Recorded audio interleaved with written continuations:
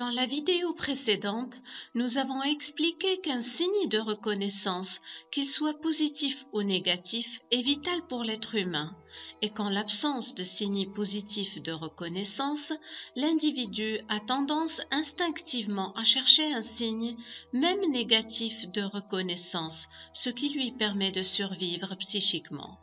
Pour cela, chacun de nous structure son temps différemment de manière à obtenir son quota quotidien de signes de reconnaissance. Tout comme l'être humain a besoin de manger pour nourrir son corps physique, il a besoin de nourriture psychique pour se maintenir en vie. Et les aliments psychiques sont justement ces signes de reconnaissance qu'il se donne à lui-même et qu'il reçoit des autres. Le concept de structure est donc lié au concept de reconnaissance, car chacun de nous a ses propres stratégies en communication et dans sa relation à lui-même et aux autres, afin d'obtenir de la reconnaissance, qui est le troisième niveau de la pyramide de Maslow. Selon Eric Berne, le fondateur de l'analyse transactionnelle, l'individu dispose de 6 manières de structurer son temps afin de satisfaire son besoin de reconnaissance. Ces manières de structurer le temps diffèrent en nature et en intensité émotionnelle qu'ils génèrent. Ainsi, le retrait est l'activité qui procure le taux le plus faible de reconnaissance, quant à la proximité et la structure du temps qui nous procure la plus grande intensité émotionnelle. Ces activités sont présentées dans un ordre commençant par les moments de relation, procurant peu de signes de reconnaissance et en allant vers ceux qui en procurent beaucoup. L'intensité émotionnelle est donc croissante.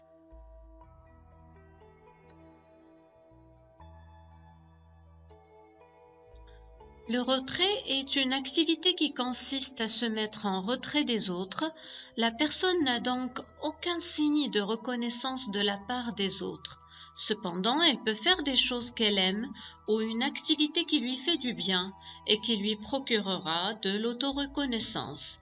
Par exemple, quand elle vit dans sa solitude des moments de créativité en faisant de la peinture ou quand elle apprend de nouvelles choses ou encore quand elle fait du sport toute seule, etc.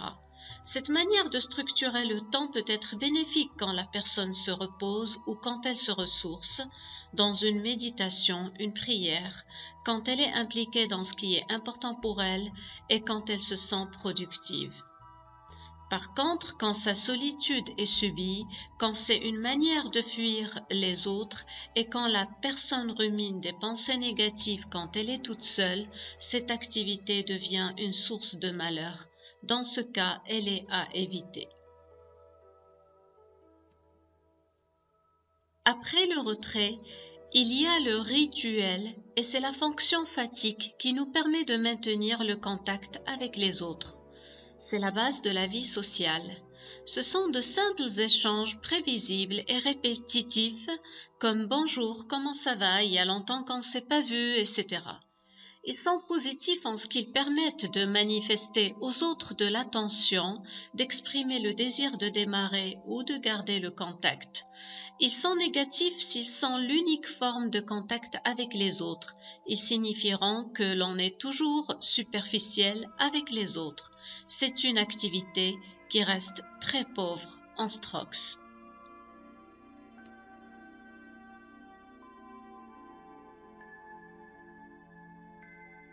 Les passe-temps est une activité qui procure plus de strokes que le retrait et les rituels.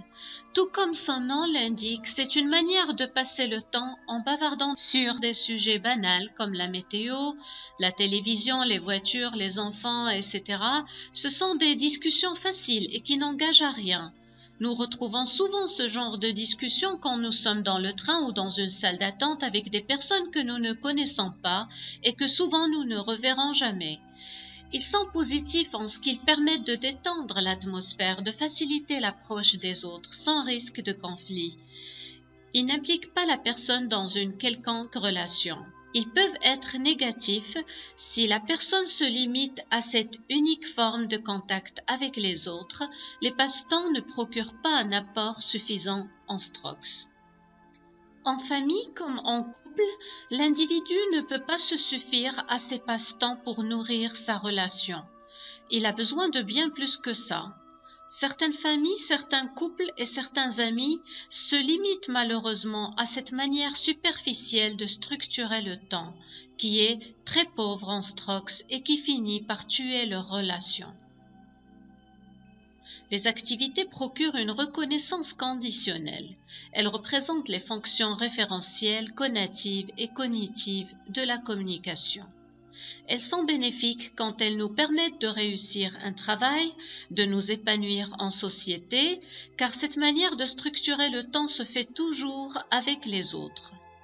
Les activités peuvent devenir négatives quand la personne délaisse les autres aspects de sa vie et se drogue au travail. Le risque ici est qu'une fois l'activité terminée, la personne peut avoir un sentiment de vide, d'inutilité. Nous retrouvons ces situations quand, par exemple, la personne part à la retraite ou quand ses enfants quittent la maison. Les activités peuvent être des loisirs, des activités sportives, de voyage ou toute autre activité qui se fait en compagnie d'autres personnes, que ce soit au travail, en famille, en couple ou entre amis. Une autre manière de structurer son temps en quête de strokes est le jeu psychologique. C'est le déroulement d'une série d'échanges remplis de sous-entendus, de plaintes, de reproches, de mensonges et de tout ce qu'on a besoin d'éviter pour une communication efficace. Ce sont des échanges qui font intervenir trois rôles à partir des positions de vie négatives, à savoir la victime, le persécuteur et le sauveur. Ces rôles procurent de nombreux signes de reconnaissance forts en intensité émotionnelle, mais toujours négative. Le triangle dramatique fait référence à des personnes qui semblent rechercher ces trois rôles de façon régulière et existentielle. Cela dépasse largement le cadre d'un incident fortuit ou d'une situation exceptionnelle. On ne reste pas dans un rôle, on joue le triangle entier. C'est notamment la communication favorite des manipulateurs et des personnalités difficiles. Quand la personne est dans le rôle de victime, elle se plaint et se complaît au malheur. Puis quand elle est dans le rôle de persécuteur, elle est agressive, elle culpabilise les autres, elle voit le mal partout et elle est perfide. Quand elle est dans le rôle de sauveur, elle fait croire à son interlocuteur qu'il a besoin de son aide. Elle la lui impose. Si l'autre personne n'accepte pas son aide, elle se fâche en accusant l'autre d'avoir de mauvaises intentions alors que elle, tout ce qu'elle voulait, c'était de l'aider. Il n'y a pas d'ordre chronologique dans ces trois rôles. On peut commencer par n'importe lequel et faire le triangle dans tous les sens. Cela peut prendre quelques minutes seulement dans un rôle, comme cela peut prendre des mois. La personne qui joue ces rôles ne se responsabilise pas et rejette toujours la faute aux autres. Elle peut mentir, créer même des scénarios dramatiques qui n'existent pas et qu'elle finira par croire en accusant les autres de tous les torts. Elle est incapable de se remettre en question car elle n'accepte pas le fait qu'elle se trompe. Donc, elle préfère croire que c'est toujours la faute aux autres et jamais à elle. Ces rôles se jouent à partir des positions de vie négatives. Ainsi, le persécuteur est dans la position de vie OK+, OK-, c'est lui qui détient selon lui le bon sens et la raison, et les autres sont dans leur tort. Ils se sentent donc supérieurs aux autres. La victime est soit dans la position OK-, OK-, car elle se sent inférieure et considère les autres comme des persécuteurs, soit qu'elle se sente inférieure aux autres à cause des autres. Elle est donc dans la position de vie OK-, OK+. Quand la personne est dans son rôle de sauveur, elle est dans la position OK+, OK-, et se sent supérieure aux autres qu'elle considère incapables. Selon elle, c'est elle qui sait toujours mieux que les autres ce qui leur convient dans leur vie. Eric Berne a décrit un exemple de séquence de jeu psychologique en précisant que que le jeu se joue, il faut au moins 2 joueurs.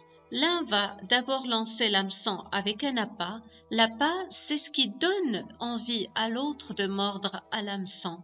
Donc c'est une provocation qui touche un point faible chez la personne qui aura envie de répondre de manière impulsive, soit pour se justifier, soit pour se défendre en jouant le rôle de la victime, ou pour proposer une aide dont on n'a pas besoin en jouant le rôle de sauveur, soit pour jouer le rôle de persécuteur avec toutes les provocations que ce rôle comporte, comme par exemple pour se venger ou dévaloriser autrui. Celui qui joue dans ce triangle, il tente de satisfaire un besoin chez lui, mais de manière toujours négative et malveillante, qui ne respecte pas autrui. Ce besoin peut être par exemple celui d'être reconnu, d'être remarqué, d'être respecté ou considéré, d'être important ou d'être aidé. Le persécuteur communique à partir d'un mode de pensée basé sur des messages contraignants ou des injonctions héritées de son éducation. Ce sont des messages que nous avons tous plus ou moins reçus dans notre enfance et qui étaient la condition de l'obtention de la reconnaissance de la part de nos figures parentales qui ont participé à notre éducation comme nos parents, nos professeurs ou nos oncles et tantes. Les messages contraignants sont tous les messages qui comportent des ordres stresseurs qu'on appelle en analyse transactionnelle des drivers. Ils sont au nombre de 5. Il y a dépêche-toi. Certaines personnes ont besoin d'être dans l'urgence pour être efficaces tellement ils ont reçu dans leur éducation ce message contraignant. Quand on est dans le rôle de persécuteur, on peut créer des situations fictives d'urgence pour obliger l'autre à s'y soumettre. Sois fort est un autre message contraignant et la personne qui l'a reçu dans son enfance n'accepte pas la faiblesse. Pour elle, montrer ses vulnérabilités ou exprimer son ressenti est égal au rejet de la part des autres. Donc, pour être acceptée et reconnue, elle croit devoir être toujours forte. Nous avons reçu ce message contraignant dans notre enfance toutes les fois où on nous a dit « Tu es grand, il ne faut pas pleurer » ou encore « Tu es un grand garçon et les garçons ne pleurent pas ». La personne est dans le rôle de persécuteur quand elle oblige les autres à se soumettre à cet ordre stresseur. Si par malheur son interlocuteur exprime son ressenti, elle le persécute en le dévalorisant car pour elle, sentiment égale faiblesse. Et la faiblesse n'est pas acceptée. Sois parfait est un autre message contraignant. Nous l'avons reçu toutes les fois où nos figures parentales n'ont pas accepté nos erreurs et nous ont rejetés à cause de cela. On joue le rôle de persécuteur à notre tour quand on rejette les autres ou on les dévalorise à cause de leurs erreurs. Nous avons reçu le message contraignant « Fais des efforts » qui sous-entend que ce n'est jamais assez ce que tu fais et qu'il faut toujours faire mieux et plus quand nos parents nous demandaient de faire toujours plus. Certains parents, au lieu de féliciter leur enfant d'avoir eu un 15/20 par exemple à l'école, ils lui demandent pourquoi il n'a pas obtenu plus et si ses camarades de classe ont obtenu de meilleures notes que lui. Cet ordre stresseur est justement de faire croire à l'autre que ce qu'il fait n'est jamais assez. Et là, on joue le rôle de persécuteur du triangle dramatique. Fais plaisir est le 5e message contraignant à partir du rôle persécuteur qui fait croire à la personne que pour être accepté et reconnu positivement, il faut faire plaisir aux autres même à son propre détriment. Nous avons reçu cet ordre stresseur toutes les fois où on nous a obligés de rendre service malgré que cela ne nous convient pas. Les messages contraignants qui ordonnent à la personne d'être d'une certaine façon, autrement dit, sois comme ça et pas autrement, sinon tu seras rejeté. Tandis que les injonctions, c'est ne fais pas ci, ne fais pas ça, sinon tu ne seras pas accepté. Les injonctions dépendent de la culture, de la famille éducative. Par exemple, certaines familles n'acceptent pas l'humour ou le bien-être. Donc à chaque fois que leur fils ou fille tentera d'être drôle ou paraît heureux, on le rejettera. L'injonction ici, c'est « ne sois pas heureux ». L'injonction qui fait le plus mal et n'existe pas. C'est quand les parents considèrent leur enfant juste comme un moyen de satisfaire leurs propres besoins. Dans ce cas, ils ne reconnaissent pas et n'acceptent pas les besoins de leur fille ou de leur fils. Ils n'acceptent pas que leur progéniture ait une vie privée, des amis, des amoureux, même des choses à elle. Il y a d'innombrables injonctions et la liste des injonctions n'est pas exhaustive. Les plus connues sont celles citées précédemment et aussi l'injonction « ne sois pas toi-même » qui est très fréquente. Nous avons reçu ce message toutes les fois où nos figures parentales n'ont pas accepté nos différences et qu'on soit différent d'elles.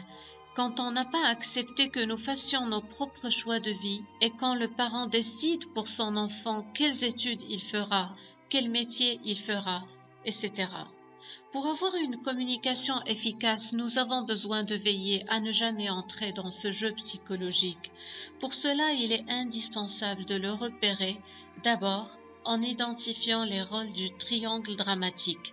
Nous avons besoin aussi de reconnaître et d'accepter que nous ayons des faiblesses et que nous fassions des erreurs sans laisser cela diminuer notre confiance en nous ou diminuer de notre valeur. De la même façon, éviter d'utiliser les faiblesses et les erreurs des autres pour les dévaloriser. Nous avons aussi besoin d'éviter les positions négatives de vie et d'activer la position positive de vie quel que soit le contexte.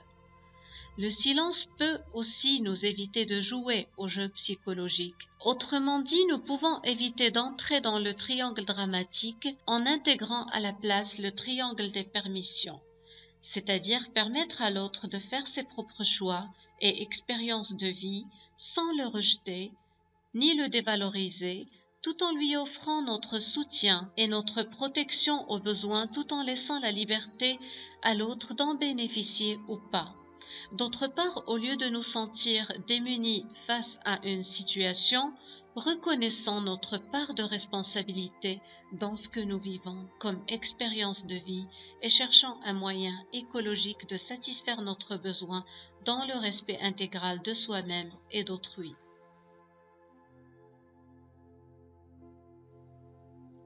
La proximité est la 6e manière de structurer son temps en quête de Strokes. Et c'est l'activité qui donne les signes de reconnaissance les plus forts en intensité émotionnelle. Ce sont des moments sincères, sans calcul, sans jeu, sans arrière-pensée, où nous nous sentons acceptés et aimés inconditionnellement. Ces moments, nous pouvons les retrouver dans une très bonne amitié, en famille ou en couple, quand la relation est saine et de bonne qualité. Ce sont des moments de bonheur assez peu vécus et en même temps risqués, car on s'y montre vulnérable. D'où l'importance de bien sélectionner les personnes avec qui nous choisissons d'être les plus proches.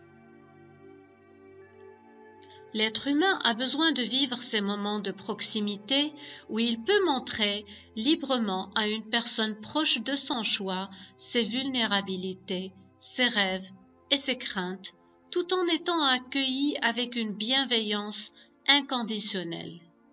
Les moments de proximité nécessitent donc une acceptation inconditionnelle de soi et de l'autre, une authenticité, de l'empathie, c'est-à-dire la capacité de se mettre à la place d'autrui, sans jugement, sans reproche, sans critique, et une qualité de présence et d'écoute de l'autre. Le concept de besoin de structure nous éclaire sur notre stratégie d'approvisionnement en signes de reconnaissance et sur la qualité de ces derniers dans nos 5 domaines de vie, à savoir le domaine familial, social, professionnel, personnel et de couple. L'idée ici est d'apprendre à rechercher sainement nos Strokes en évitant les jeux psychologiques ainsi que les aspects négatifs des retraits, des rituels, des passe-temps, des activités et au final nous assurer de la qualité du contexte dans la proximité.